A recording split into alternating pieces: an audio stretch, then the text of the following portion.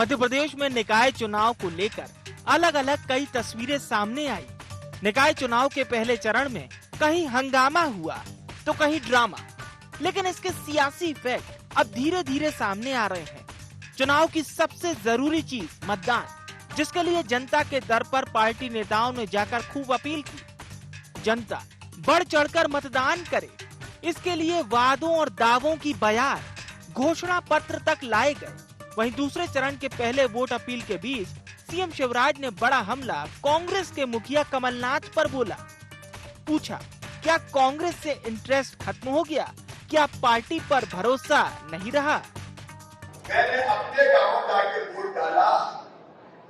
कांग्रेस के नेता पूर्व मुख्यमंत्री कमलनाथ जगह जगह जनता से कह रहे हैं, कांग्रेस को वोट दीजिए, वोट डालने जाइए। लेकिन कमलनाथ ने खुद ने वोट नहीं डाला। कमलनाथ जी हरिवार को कोई कांग्रेस का जो खड़ा था उसी को वोट दे देते। क्या कांग्रेस में तुम्हारा विश्वास खत्म हो गया?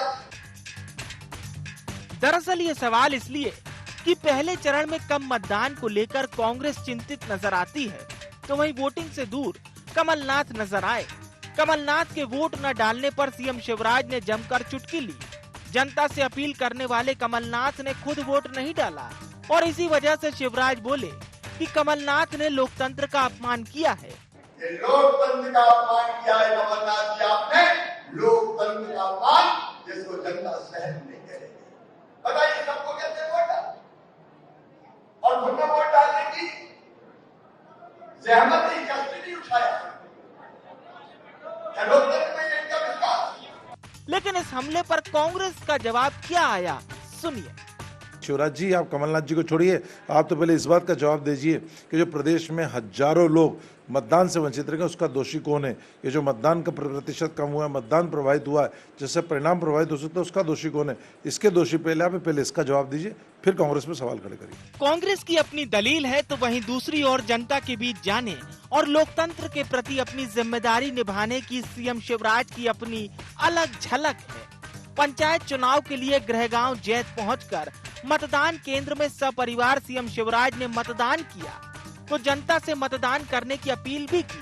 अब देखना यह है कि जनता जनप्रतिनिधियों से कितना प्रभावित होती है और निकाय के दूसरे चरण में कितनी भागीदारी निभाती है।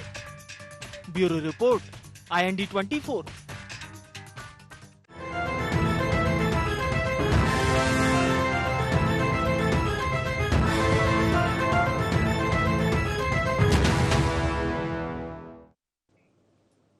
नमस्कार, IND एजेंडा में आपका स्वागत है। मैं हूं आपके साथ नाज़नीन नकवी। बात करेंगे नेताओं की, जनप्रतिनिधियों की, जो प्रचार प्रसार में आगे नजर आते हैं, लेकिन जब बारी मतदान की होती है तो उससे कहीं ना कहीं कतराते हुए नजर आते हैं। आखिर क्या जी जिम्मेदारी है वो सिर्फ जनता की ही है या फिर जनप्रतिनिधियों को भी मतदान करने जाना चाहिए? ये सवाल इसलिए उठाए क्योंकि सीएम शिवराज ने सीधा सवाल कमलनाथ जी से पूछा और कहा कि उन्होंने लोकतंत्र का अपमान किया है। आखिर क्यों यहां तक नौबत आई है, आखिर क्यों इस पर सियासत गरमाई है, समझने की कोशिश करेंगे। लेकिन पहले नजर एजेंडा पॉइंट्स पर।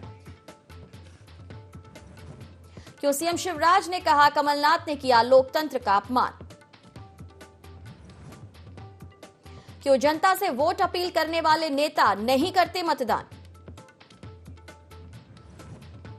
क्या वाकई नहीं कमलनाथ को अब कांग्रेस में इंटरेस्ट?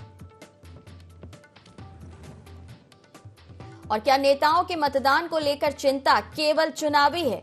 क्योंकि प्रचार प्रसार में नेता आगे नजर आते हैं, जनता के दर पर जाते हैं, वोट की अपील करते हैं, नए नए पैतरे आजमाते हैं, घोषणा पत्र लाते हैं, वादों की बौछार होती है, लेकिन जब मतदान की बारी होती है तो आखिर उससे दूरी क्यों है, इसे समझने की कोशिश करते हैं। पहले मेहमानों से परिचय करा देती हूँ। हमारे साथ स्टूडियो में रमेश शर्मा जी हैं, वरिष्ठ पत्रकार हैं, बहुत स्वागत है आपका। कांग्रेस का पक्ष रखेंगे प्रवक्ता हैं रवि वर्मा जी, आपका भी बहुत स्वागत है। और हमारे साथ दिव्या गुप्ता जुड़ रही हैं, प्रवक्ता हैं बीजेपी की, बहुत स्वागत है आपका भी। शुरुआत सबसे पहले रमेश सर आपसे करना चाहेंगे, क्योंकि मुद्दा ये गंभीर इसलिए हो जाता है कि जो जनप्रतिनिधि जनता के पास जाते हैं, वादे करते हैं, दावे करते हैं और साथ साथ ये अपील भी करते हैं कि आप मतदान कीजिए। बार बार ये कहा जाता है कि मतदान बेहद जरूरी है, मतदान आपका अधिकार है, लेकिन उसके बाद अगर कमलनाथ जी पहले ये कहें कि उनके लिए चुनाव बहुत ज्यादा मायने नहीं रखता, उसके बाद अगर वो मतदान करने नहीं जाते, कांग्रेस की बागडोर वो संभाले हुए हैं, तो ऐसे में आपको क्या लगता है कि जो इस वक्त उन्हें मैसेज देना चाहिए वो मैसेज ना वो अपनी पार्टी को दे पा रहे हैं और ना ही जनता को दे पा रहे हैं? ये बात तो सही है कि मोटे तौर पर मतदान वो करते तो मैं समझता हूँ ज़्यादा ठीक होगा। ये माना जाता है कि श्रेष्ठजन और महाजन जो आचरण करते हैं उसका प्रभाव जन सामान्य पर पड़ता है। गीता में भगवान कृष्ण ने यही अर्जुन को कहा। और फिर चूंकि वो बड़े राजनेता हैं तो वो अगर मतदान करते या मतदान करने जाते, कहीं अगर दूर भी थे तो आजकल तो डाक मतपत्र की भी सुविधा रहती है, तो मैं समझता हूँ उससे उनके कार्यकर्ताओं को भी अच्छा संदेश जाता, समाज में भी अच्छा संदेश जाता कि ये बात सही है कि वो दूसरों से तो अपील करते रहे थे वोटिंग करने जाइए और खुद ही नहीं गए। तो मैं समझता हूँ इन सब चीज़ों से उनको बचते तो ज़्यादा ठीक रहता। और क्या ये भी कहा जाए कि इसकी वजह से एक बार फिर से मौका भी मिल गया विरोधी दल को निशाना साधने का, क्योंकि इससे पहले भी वो कह चुके थे, ना ही उन्होंने चुनाव को लेकर जिस तरीके से टिप्पणी की थी या फिर बात की जाए सदन में जाने को लेकर जिस तरह से उन्होंने टिप्पणी की थी, तो आपको लग रहा है कि बार बार उनकी ये टीका टिप्पणी जो है वो बीजेपी को मौका दे रही है सवाल खड़े करने का? जैसे विधानसभा में उनका कम जाना या कम बोलना या आज ये इस बार मतदान नहीं करना, इससे कहीं ना कहीं उनके जो विरोधी हैं भाजपा को एक मौका तो मिलता ही है। अब कहीं ना कहीं शिवराज जी ने जो आरोप लगाया तो कांग्रेस को डिफेंसिव तो हो नहीं पड़ा, उसका जवाब तो कुछ ना कुछ देना ही पड़ेगा उनको। तो मैं समझता हूं उनको मतदान, खासतौर से जो बड़े नेता जितने भी हैं दोनों ही दलों के, इस बात की चिंता करते हैं कि उनको वोट देने जाना चाहिए। और फिर शिवराज जी ने चूंकि परिवार के साथ वोट डाला तो उन्होंने मीडिया को भी बताया कि हमने वोट डाला। तो मैं समझता हूँ कमलनाथ जी भी अगर वोट देने जाते तो ज्यादा अच्छी रहती और एक अनावश्यक वो और उनकी पार्टी छीटाकसी से बचते हो। चलिए, सवाल तो खड़े हो रहे हैं रवि जी, कांग्रेस के उदय की भी बहुत बातें हो रही हैं, बार बार ये दावे कर रहे हैं कमलनाथ की 15 महीने के बाद जनता जो है उन्हें चुनेगी, लेकिन क्या मतदान करके केवल जनता का ही ये फर्ज है कि वो नेताओं को चुने? क्या आपके, जिस तरीके से आपने शिवराज जी को सुना, उन्होंने कहा जो कांग्रेस से खड़ा था कम से कम उसे ही जाके वोट दे देते, तो वोट ना करने से इस दूरी के क्या मायने निकाले जाए? नाज़नीन जी, लोकतंत्र के दुहाई आज वो लोग दे रहे हैं जिन्होंने हजारों, प्रत्येक विधानसभा में आप देखेंगे कि 20,000 से अधिक की संख्या में मतदाता वंचित रह गए अपने मताधिकार के प्रयोग करने से। ये किसकी गलती है? ये सरकार का फेल्योर है। तो लोकतंत्र की वो दुहाई दे रहे हैं जिन्होंने इतनी बड़ी गलती की, जिन्होंने मतदाताओं को वंचित रखा। लोकतंत्र की आज वो दुहाई दे रहे हैं जिन्होंने चोरी के रास्ते से, जो लोकतंत्र का सर्वपनी जनादेश होता है, उस जनादेश को खंडित किया, उसे चोरी के रास्ते से खरीदा और सरकार बनाई। आज उस चोरी के सरकार में बैठे हुए मुखिया आज इस तरह की बातें कर रहे हैं। उन्हें पहले अपनी गिरवा में झांकना चाहिए। शिवराज जी के लिए पर्यटन हो सकता है, वे फोटो डालकर अपना जो है टेलीविजन पर जो छपास रोग है उसके प्रति वाहवाही लूट सकते हैं, लेकिन कमलनाथ जी का जो एक व्यक्तिगत मामला है वे इस चीज को सार्वजनिक करें या ना करें। चुपके से वोट डाला है तो आप ये बता दीजिए कि फोटो नहीं डाला उन्होंने, किसी को बताया नहीं है, लेकिन अपने मत का इस्तेमाल किया, आप ये दावा कर सकते हैं क्या? जी बिल्कुल, मुझे पूरी बिल्कुल निष्ठा से मैं ये बात कह सकता हूं, क्योंकि ये जो पब्लिसिटी का जो मामला है ये शिवराज जी के लिए हो सकता है, कमलनाथ जी के लिए कतई नहीं हो सकता है। शिवराज जी को तो इस बात पर चर्चा करनी चाहिए, क्योंकि जो आक्रामकता आज वो इस तरह की बातचीत को हवा देकर कर रहे हैं ना, उन्हें यह भी बताना चाहिए कि आज मध्य प्रदेश में महंगी बिजली क्यों है, महंगी रसोई क्यों है, इस पर चर्चा नहीं करेंगे, लेकिन तमाम तरह के जो है अपनी जनसभाओं में पूरा ध्यान केवल कमलनाथ कांग्रेस को कोसने में लगाते हैं।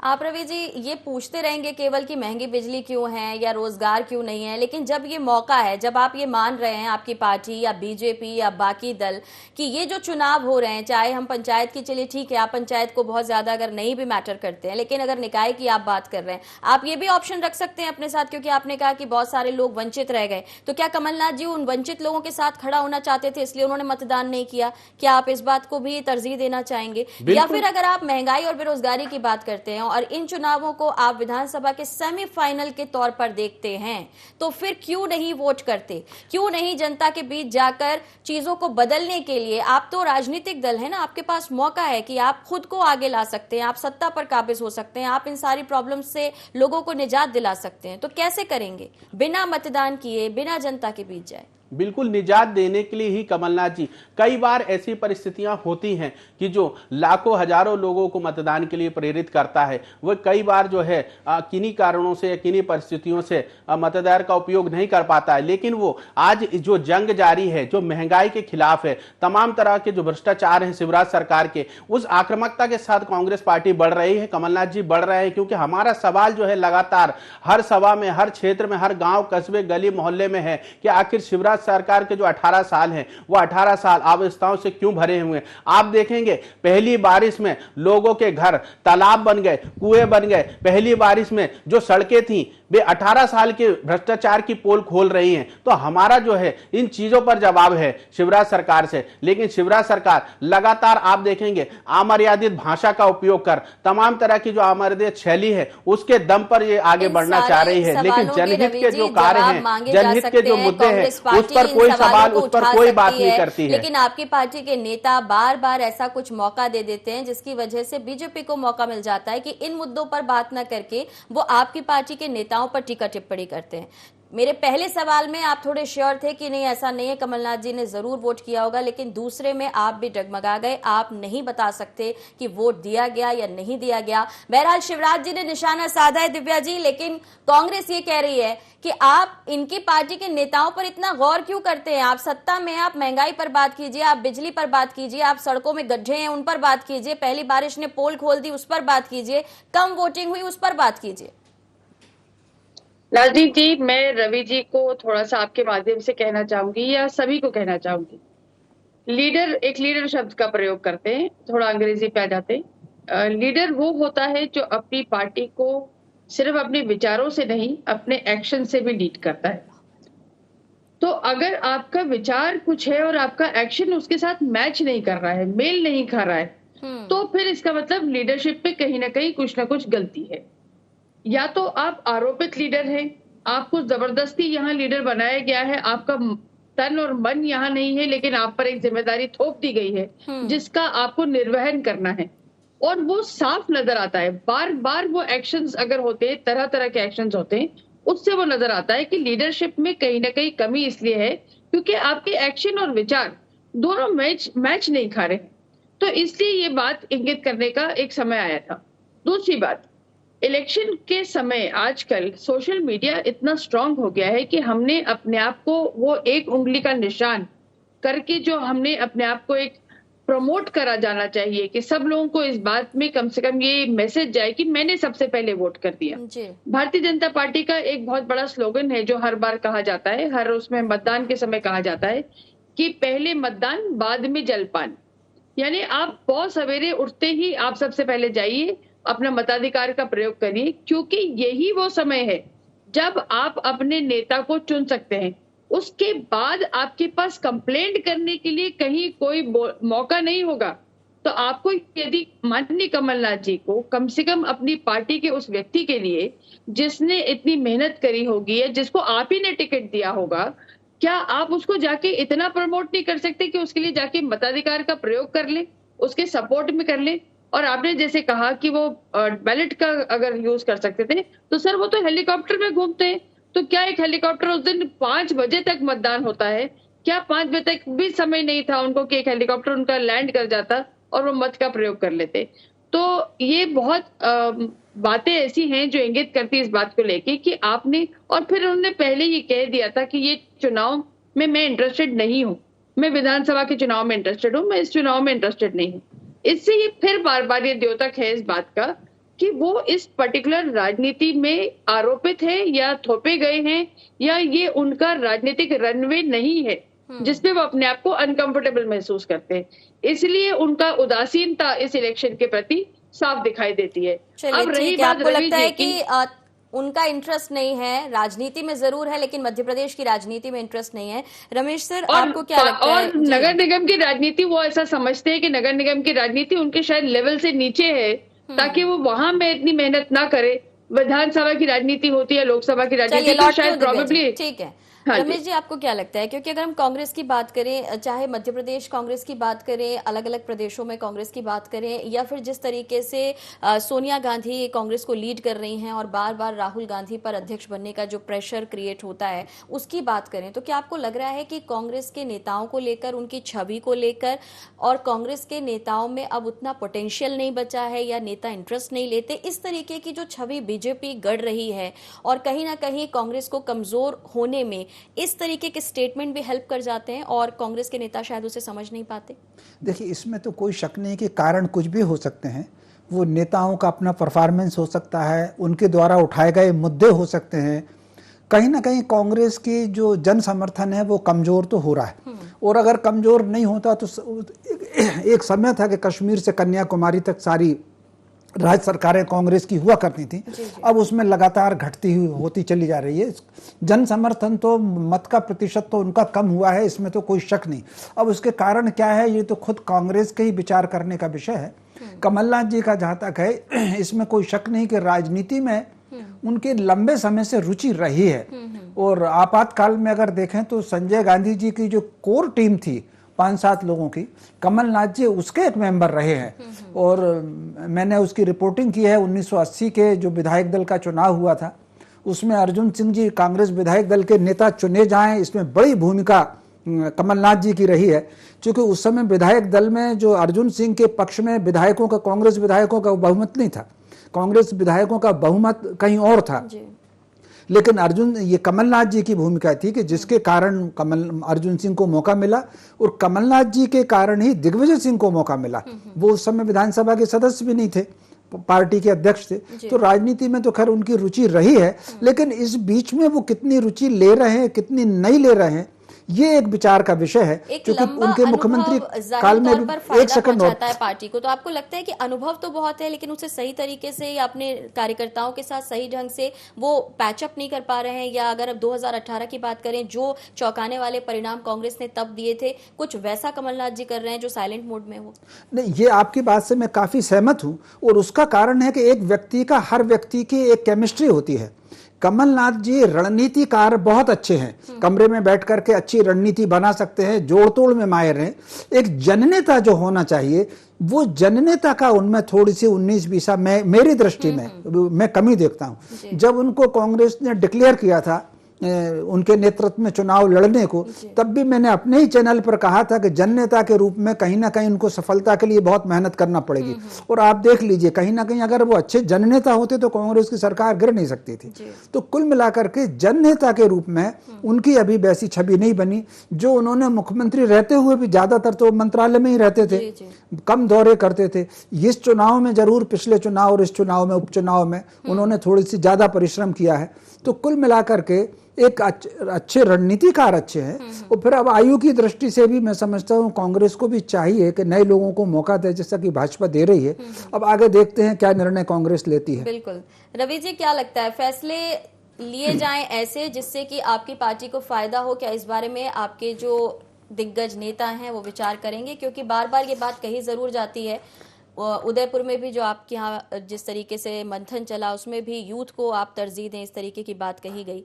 लेकिन क्या कमलनाथ जी का एक जन नेता होना, जनता के बीच जाना, क्योंकि आप ये देख रहे हैं कि बीजेपी की तरफ से सीएम शिवराज सामने नजर आते हैं, उनकी जो छवि नजर आती है, किसी भी घर में चले जाना, किसी भी महिला के पास जाकर उसका दुख दर्द समझना, बेटियों के लिए जिस तरीके से मामा के रूप में उनकी छवि है, तो इस छवि के आगे क्या आपको लग रहा है, जैसा कि रमेश जी ने कहा कि रणनीतिकार अच्छे हैं लेकिन जन नेता के रूप में कमलनाथ जी कमजोर नजर आते हैं? नहीं, ये कहना पूर्ण रूप से असत्य होगा कि कमलनाथ जी जन नेता के रूप में कमजोर नजर आते हैं। आप देखेंगे कि उनके केंद्रीय जो कार्यकाल था उससे लेकर मध्य प्रदेश में आप देखेंगे कि कमलनाथ जी के नेतृत्व में ही हमने जो भारतीय जनता पार्टी की जो भ्रष्टाचारी सरकार थी उसे हमने उस किले को ढहाया था। आप देखेंगे कि इस पंचायत चुनाव में भी जो है 75% से अधिक सीटें आज कांग्रेस के पक्ष में है, जिसके भय से, जिसके डर से भयभीत होकर आज भारतीय जनता पार्टी के मुखिया आज लगातार अनर्गल बातें कर रहे हैं, उन पे जो है अनर्गल आरोप भी लगा रहे हैं। मैं उन आरोपों में जाना नहीं चाहूंगा, क्योंकि उनका जो एक चरित्र है उस दल का, उनके नेताओं का, वो कांग्रेस पार्टी से बहुत डिफरेंस रखता है। लेकिन दिव्या जी ने कुछ कहा था, उस पर भी थोड़ा सा जाना चाहूंगा।